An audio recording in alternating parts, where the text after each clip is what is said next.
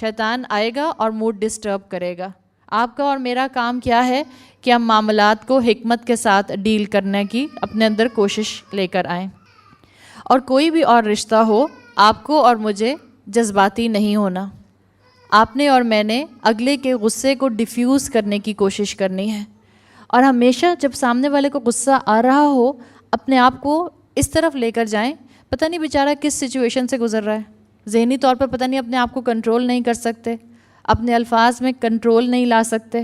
Psychological state ان کی سمجھنے کی کوشش کرنا، یہ مومنین کا اولین کام ہے کہ دوسروں کے غصے کے اوپر سچویشنز کو ڈیفیوز کرنے والا مومن ہوتا ہے. تو ڈگنیٹی کے ساتھ لوگوں کے ساتھ معاملہ کرنے کی آپ نے اور میں نے عادت ڈالنی ہے. مسلمان ہمبل ہوتا ہے، محبت کے ساتھ رہنے والا، اخلاق کے ساتھ رہنے والا ہوتا ہے. چاہے سامنے والا کوئی بھی ہو، آپ نے اور میں نے اپنے جذبات پہ قابو رکھنا ہے. صبر کا دامن تھامے رہنا مومن کی شان ہوتی ہے. ٹیچر نے اپنا واقعہ سنایا. وہ کہتے ہیں کہ رمضان کا مہینہ تھا اور میں مسجد میں اعتکاف میں تھا.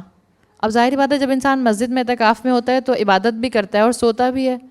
کہتے ہیں میں سو رہا تھا، میری آنکھ کھلی جب کسی کروٹ میں سو رہے تھے. اور جب انسان کسی کروٹ پہ سو رہا ہوتا ہے یا جب انسان نیند میں ہوتا ہے، گہری نیند میں، تو کیا آپ کو پتہ چلتا ہے کہ آپ نے رائٹ کروٹ لیا یا لیفٹ کروٹ لیا؟ آپ کو تو نہیں پتہ چلتا نا، آپ تو سو رہے ہوتے ہیں. کہنے لگے کہ میری آنکھ کھلی اچانک جب میں نے یہ فیل کیا کہ کسی نے میرے پیٹ میں بہت زور سے پاؤں مارا ہے، تو ان کی آنکھ کھلی. جب آنکھ کھلی تو انہوں نے دیکھا کہ ذرا بزرگ سے شخص سے، بوڑھے سے، اور انہوں نے اتنی زور سے ان کو کک اس لیے کیا تھا کہ ان کی جو بیک تھی وہ قرآن شیلف کی طرف ہو گئی تھی. اور ان کو ڈانٹ کے کہا کہ تم نے قرآن کی طرف اپنی بیک کی ہوئی ہے، اپنی پیٹھ کی ہوئی ہے. بہت بری بات ہے، بہت غلط بات ہے. اب ایسے میں کیا کرنا چاہیے؟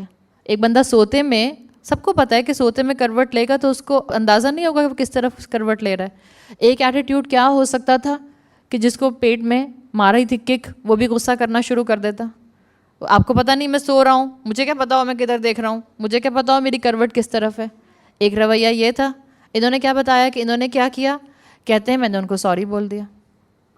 سارا غصہ ختم ہو گیا ہوگا سامنے والے کا.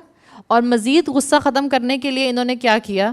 کہتے ہیں کچھ دیر کے بعد میں اپنا قرآن لے کے انہی صاحب کے پاس چلا گیا. اب میں ان سے کہنے لگا کہ میں قرآن پڑھ رہا ہوں، آپ مجھے سن کر بتا دیں میں کہیں غلطی تو نہیں کر رہا. ظرف چاہیے نا اس کے لیے. جس بندے نے آپ کے پیٹ میں لات ماری تھی، آپ اسی کے پاس اپنا قرآن لے کر بیٹھ رہے ہیں اور کہہ رہے ہیں کہ پلیز ذرا سن لیں، میں غلطی تو نہیں کر رہا. یہ اعلیٰ ظرفی مسلمانوں کے اندر ضرورت ہے اس بات کی. اور یہ اعلیٰ ظرفی اس وقت اعلیٰ ظرفی بنتی ہے جب ہم اپنے قریبی رشتہ داروں کے اس طرح کے بلنڈرز کے اوپر بھی ان کے ساتھ نرمی اور محبت سے بات کرتے ہیں، تب یہ اعلیٰ ظرفی نظر آتی ہے. آپ کو اور مجھے لوگوں کو پیسفلی ڈیل کرنا ہے. خود بھی کام ڈاؤن ہو جائیں اور آپ کا اور میرا رویہ ایسا ہو کہ سامنے والا بھی کام ڈاؤن کر جائے. دنیا میں آپ کو کئی طرح کے لوگ ملیں گے، ہر طرح کے ٹیمپرامنٹ کے لوگ ملتے ہیں. یہ میرا اور آپ کا کام ہے اور اس کی ہمیں بہت زیادہ ضرورت ہے. ہم مسلمان بہت شارٹ ٹیمپرڈ ہوتے جا رہے ہیں. اگر اب تک مجھے غصہ زیادہ آتا تھا تو مجھے اپنے آپ کو بدلنا ہے. اللہ کی خاطر، اس جنت کی خاطر جس میں پہنچنے کے لیے دعائیں میں ہاتھ اٹھا کر اپنے رب سے کرتی ہوں. تو پیسفلی ان چیزوں کو ڈیل کرنا سیکھیں.